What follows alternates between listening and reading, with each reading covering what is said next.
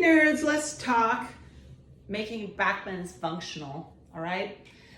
I made the mistake of doing crack bends. No, I wasn't on crack. Stop. I would bend here because that's where my body had the easiest, I would say even the most damage, just dumping out of here. Because after so many years of being a nerd and sitting, I didn't have this space up here, and I didn't have this space here to do an authentically integrating, aligned, powerful backbend. So I'm just saying, take what you're doing and make it, refine it so it's doing what you'll want in the long run. The other thing I did that was a mistake is not like, especially as the psoas got tighter from sitting all the time, and my ribs just started to jut more forward. I started to go, oh, I'll just fix it by doing fancy spiraling matrix backbends. Well, that's when your ribs are pulling your spine off its track, yanking your diaphragm out of place. It's not good. But you add a side bending to that, no, you're in deep doo-doo. So what do we do, Deb? This is what I'm doing, all right? That's why I study this shit all the time. I'm first teaching my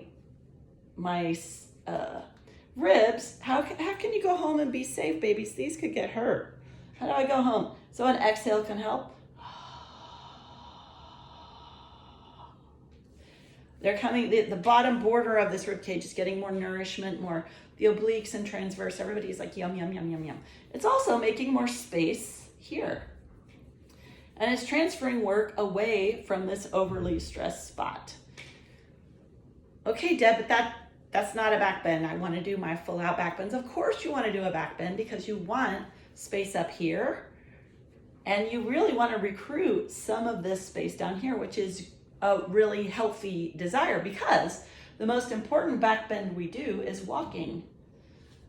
Unless we're falling on our quads or waddling with our and the healthy gait cycle, there's a tiny backbend that happens here. So really getting clear about where this comes from so each step isn't going in my back or crashing into my quads or my neck. So wow, Deb, okay, how do I really get at this healthy backbend? So let's start upright, because we have the 200,000 sensors in our feet that are wired directly up to our eyes to tell us where we are in space. So let's start. The most important use case is upright. Functional Patterns has this aspect of their practice very clearly designed into their practice, although I'm doing my own thing for a reason at the same time. Okay, so standing, I can use a mirror and I can exhale, or I can do whatever it takes to get this area above my sacrum somewhat straight. So I take any rounding out of here, let alone doing it all the way upside down with your full body weight crushing in on yourself. Okay, guys, let's do this in this modest and most important use case. So whether I go up or whether I go back, I'm just gonna start here. The second thing is I'm gonna remind my spine that I love bending down here. This bottom region of our spine, well, it's hard to tell the way I'm doing it, huh? Look, this part can go, because these bottom vertebrae are like, yeah! But most of us are starting kind of here, and we're sort of stuck, so we do it up here. So we're gonna return the deepest part of our back bend way down by the sacrum, about just these vertebrae above the sacrum. So how do I do that? I'm just gonna, keep these ribs in. I'm nice, even maybe kind of hunch over those, get nice and tall.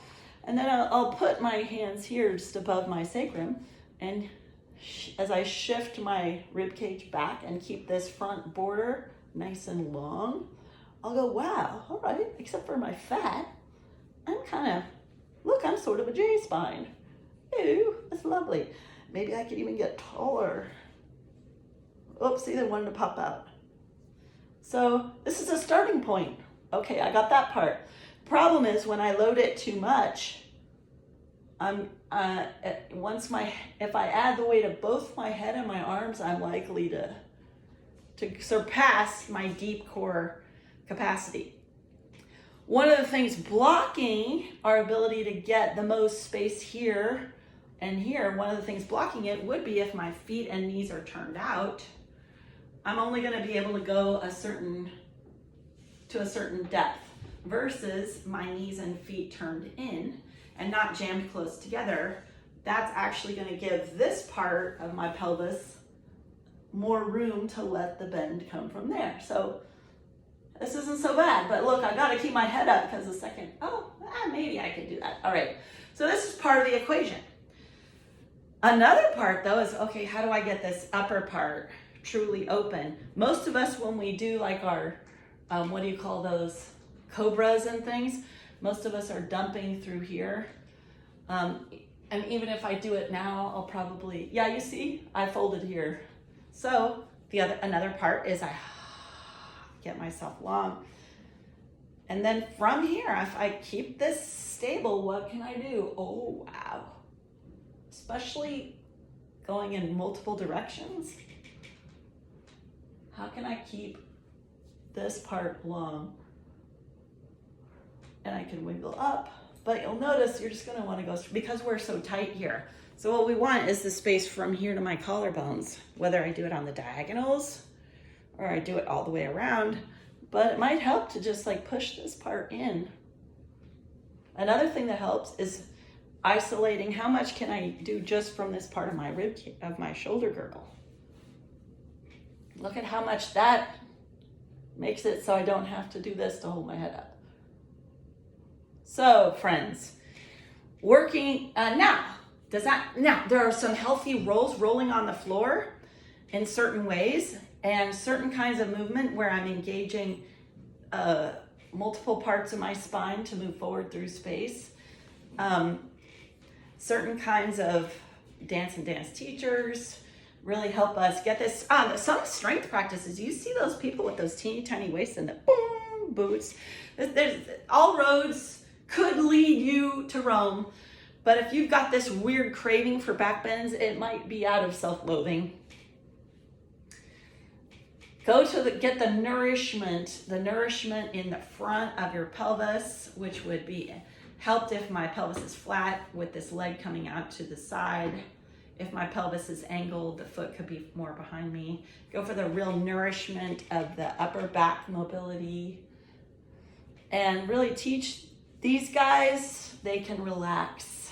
Maybe even, enough forward folds where just those overly activated rib flares. Now, there are two general types of posture. There's a flaring dumper, where the diaphragm appears like this and the pelvic diaphragm. This is just going to cause more pressure downward on my pelvic organs and then there's a crunching tucker, where most of it's there's a different kind of misalignment going on here. This mostly applies to flaring dumpers, which is sometimes even worshipped in certain movement cultures by accident. But I think you'll find great teachers who insist on spinal integrity. I know you will. And you're your best teacher.